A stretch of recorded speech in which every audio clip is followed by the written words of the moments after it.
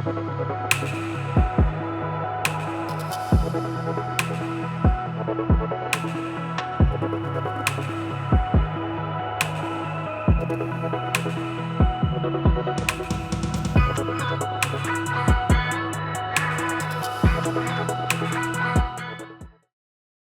back to the channel.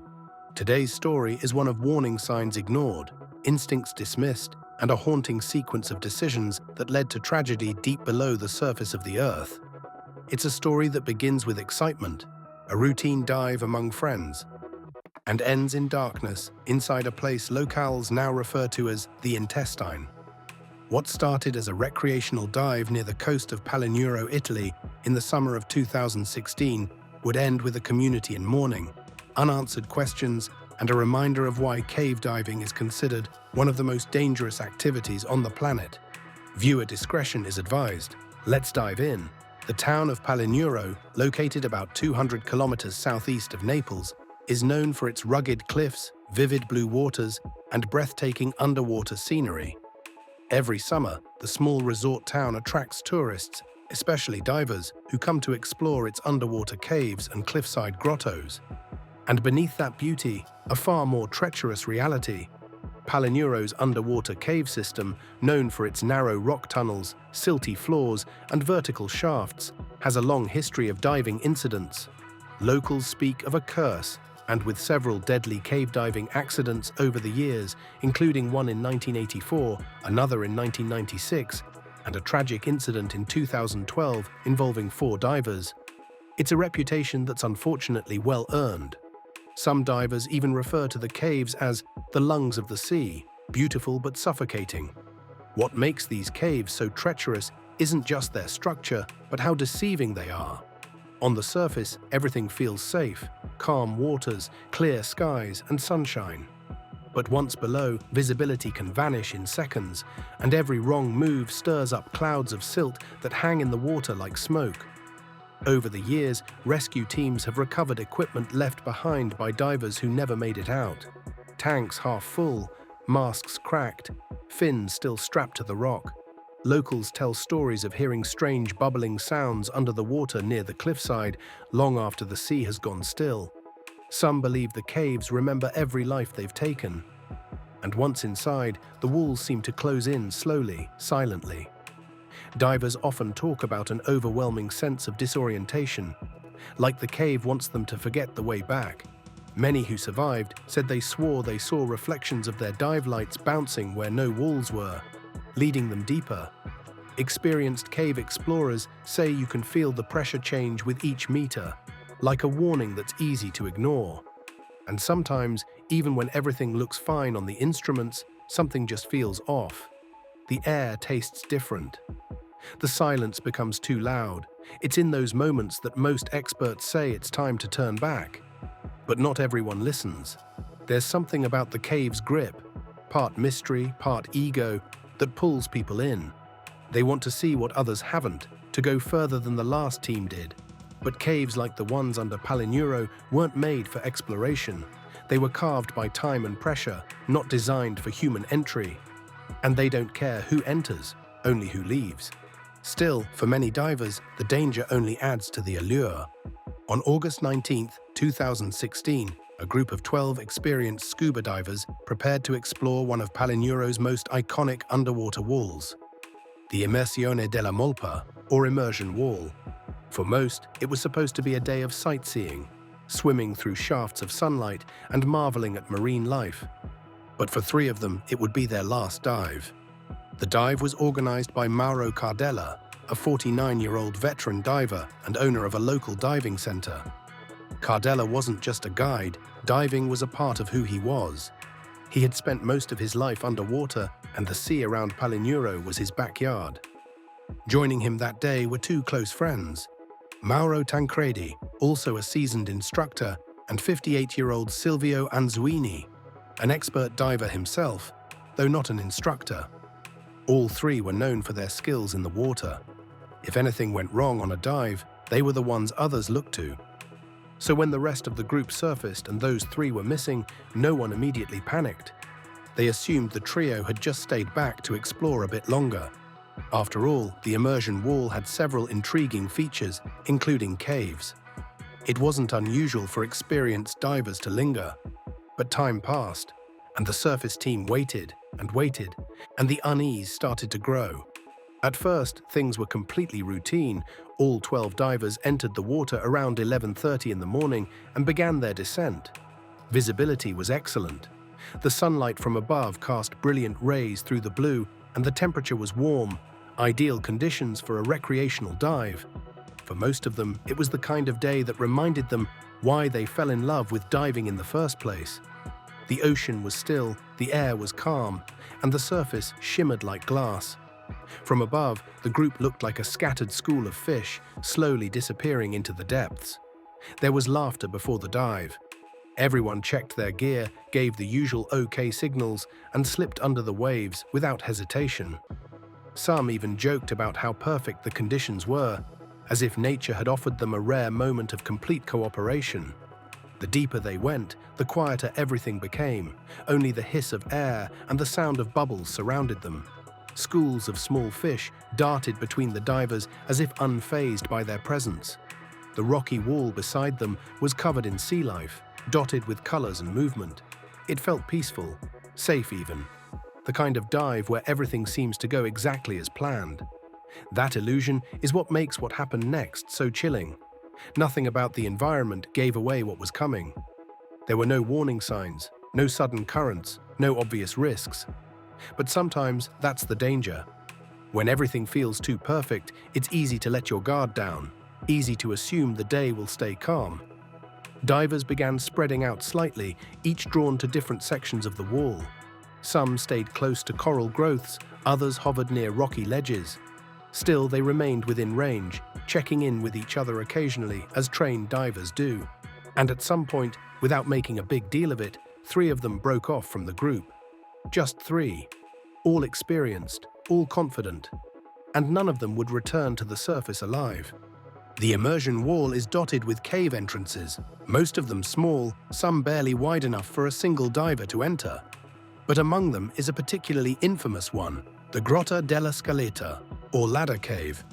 And inside this cave is a narrow, winding section known among local divers as the intestine. It's a name that's not symbolic. The rock tunnel quite literally resembles a digestive tract, tight, coiled, and suffocating. The entrance to the Grotta della Scaletta lies about 14 meters below the surface.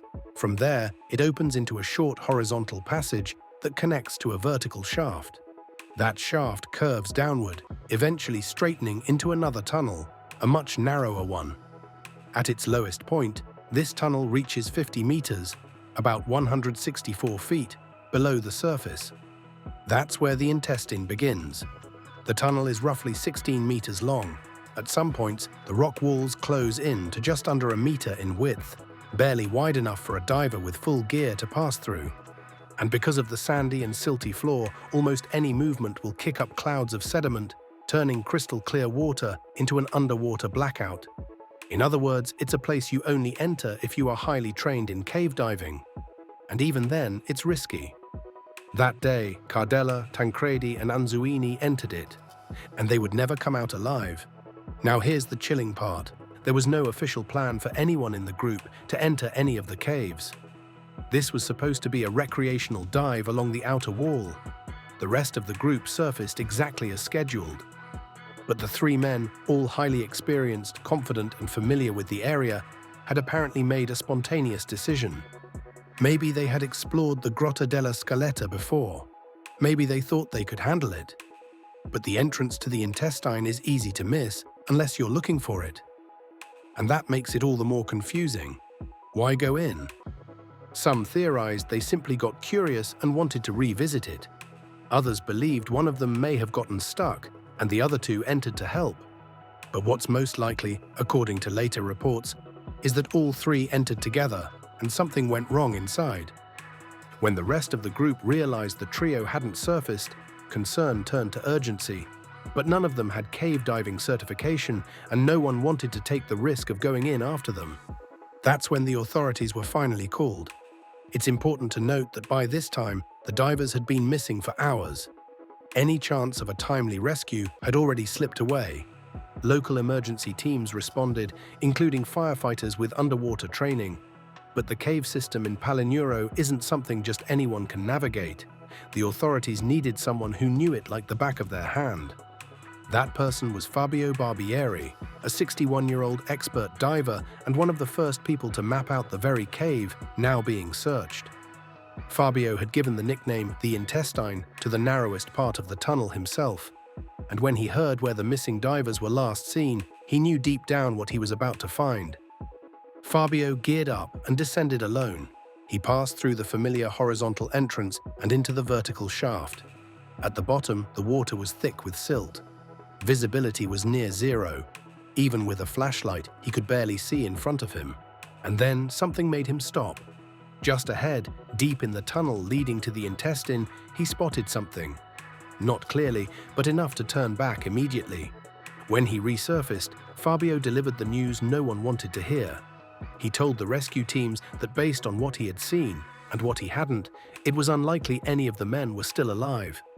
He believed they were either trapped in the intestine itself or suffocated in an air pocket further up the shaft, waiting for help that would arrive too late. Once the sediment settled, rescue teams re-entered the cave for recovery. It took 4 hours to find Mauro Cardella and Mauro Tancredi. Both were located just outside the entrance to the intestine. Their bodies were floating lifelessly, their tanks empty. They had made it out of the narrowest section, but not in time. A few days later, Silvio Anzuini's body was found still inside the intestine, wedged tightly in one of the narrowest points. It had taken 6 days to free him from the rock walls. This discovery changed everything. Because Silvio was behind the other two and still inside the intestine, investigators now believe a different chain of events occurred than what was initially assumed. According to the official investigation, it's believed that all 3 men entered the intestine together. They successfully navigated the narrow tunnel, passing through it and reaching a fork near the back. From there, one path leads up into an air pocket, a tight vertical shaft that can trap divers if they ascend into it. The other path continues forward and eventually leads out of the cave system to the open sea.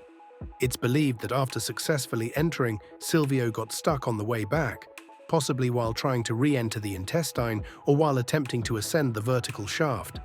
Whether it was gear entanglement, a fin snag, or simply panic in the tight space, he couldn't move. Cardella and Tancredi, realizing Silvio was in trouble, likely went back in to help. And here's where the situation turned fatal. Because of the narrowness of the intestine and the silty bottom, every movement filled the water with silt. Visibility dropped to nothing. In the confusion, it's believed that the men lost track of how much air they had, or simply used it up faster due to stress and exertion. Without a clear path to the exit and with tanks running dry, they had no way out. The last moments for all 3 men would have been terrifying, trapped in darkness, disoriented, and running out of oxygen.